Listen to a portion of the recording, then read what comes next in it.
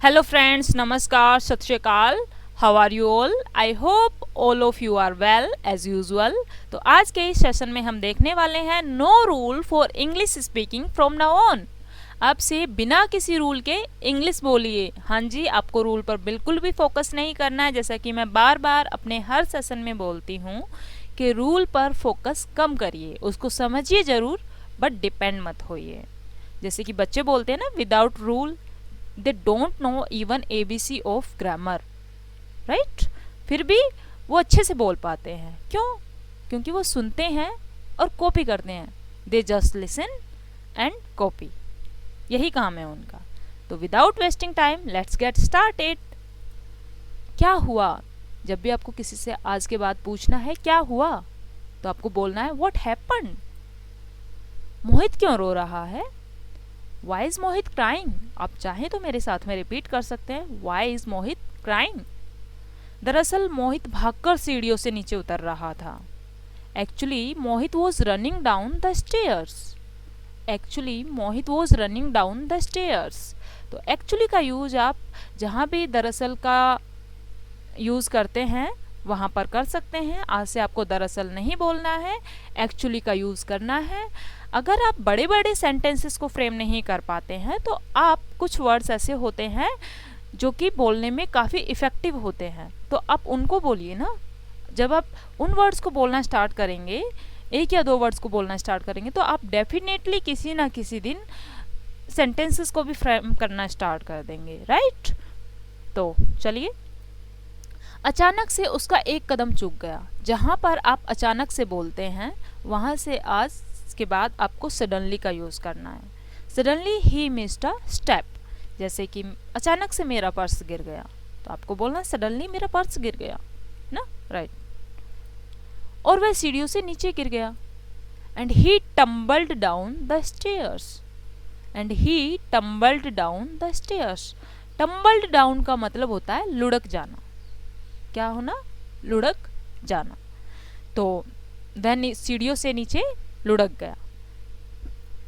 एक बार हिंदी को इग्नोर करके इंग्लिश पर फोकस करते हैं। What happened?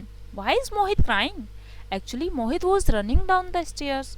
Suddenly he missed a step and he tumbled down the stairs. क्या वह ठीक है अब? Is he okay now? उसको घुटने या हाथ में कहीं चोट तो नहीं आई? Did he get bruises on his knees और hands? Did he get bruises on his knees or hands?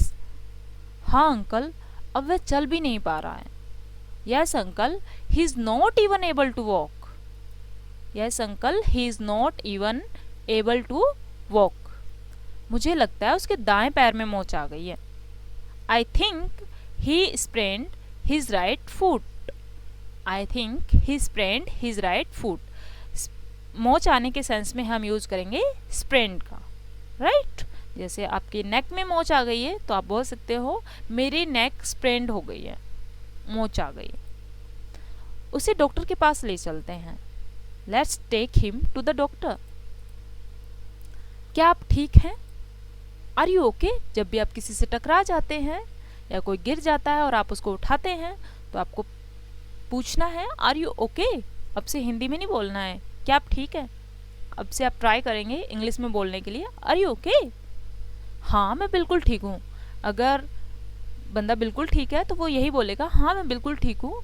अगर आपके साथ ऐसा होता है, लाइक आप किसी से टकरा जाते हैं और आपसे कोई पूछता है आर यू ओके, तो आपको बोलना है yes I am absolutely fine. हाँ मैं बिल्कुल ठीक हूँ। उसकी बाईं कलाई में मोच आ गई।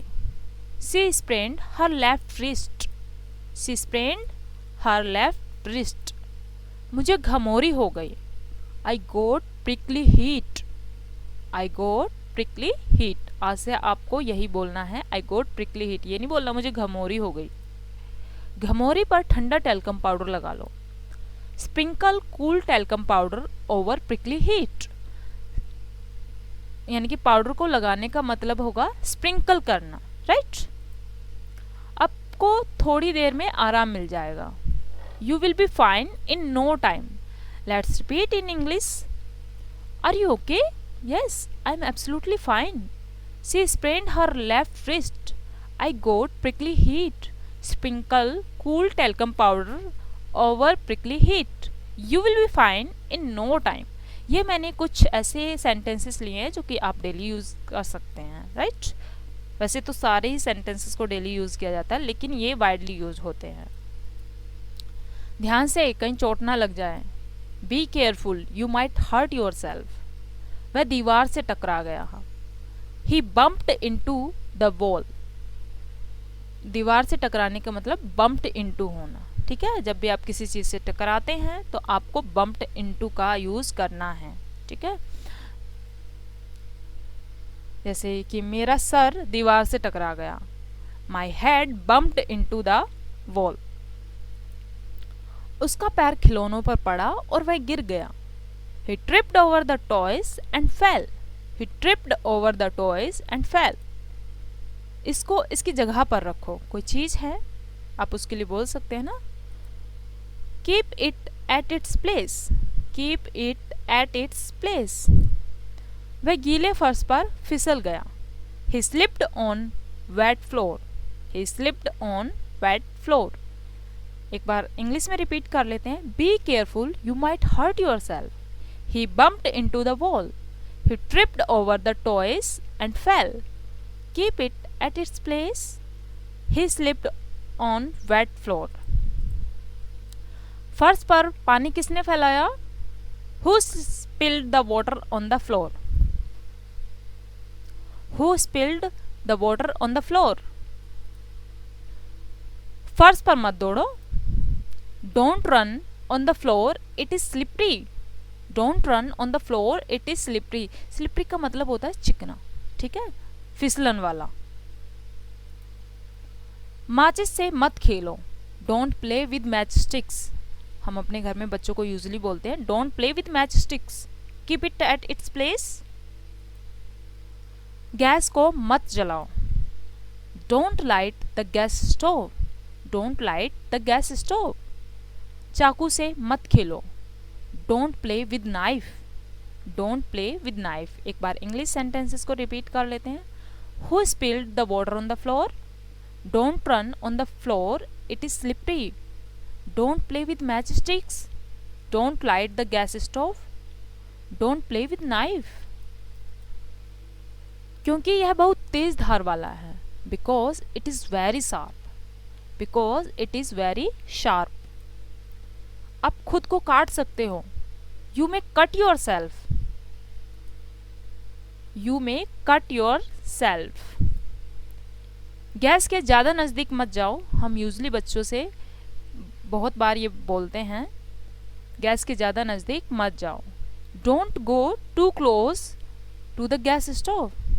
Don't go too close to the gas stove, ठीक है? यह जल रही है। It is burning. It is burning. Gas से दूर रहो। Stay away from gas stove. तो चलिए फ्रेंड, ये सेशन यहीं पर एंड होता है, लेकिन मैं जाते जाते आपको एक इंटरेस्टिंग सेंटेंस और बताने वाली हूँ जो कि आप यूज कर सकते हैं बच्चों के लिए। जैसे कि आपको ज़्यादा बड़े सेंटेंसेस को फ्रेम करना नहीं आता और आप डिफ़िकल्टी फेस करते हैं, तो आप छोटे सेंटेंसेस से भी अपनी बात को एक्सप्रेस कर सकते हैं। जैसे कि डोंट गो टू क्लोज। जैसे कूलर रखा हुआ है और आपको नहीं बोलना है कूलर, तो आप बच्चे से बोल सकते हैं डोंट गो टू क्लोज। बस इतने में ही वो समझ जाएगा। उसके लिए इतना ही काफ़ी है। अगर आपको गैस स्टोव नहीं बोलना है तो आपको इतना ही बोल देना don't go too close. Enough है, बच्चा समझ जाएगा और आप बोलना भी सीख जाएंगे। तो चलिए, मैं लेती हूँ आपसे इजाज़त। अगर आपको ये सेशन सच में पसंद आया है तो इसे लाइक करना ना भूलिएगा। तब तक के लिए अपना ख्याल रखिए और स्टार्ट नाउ चैनल पर अपना सपोर्ट बनाए रखिए। Bye bye.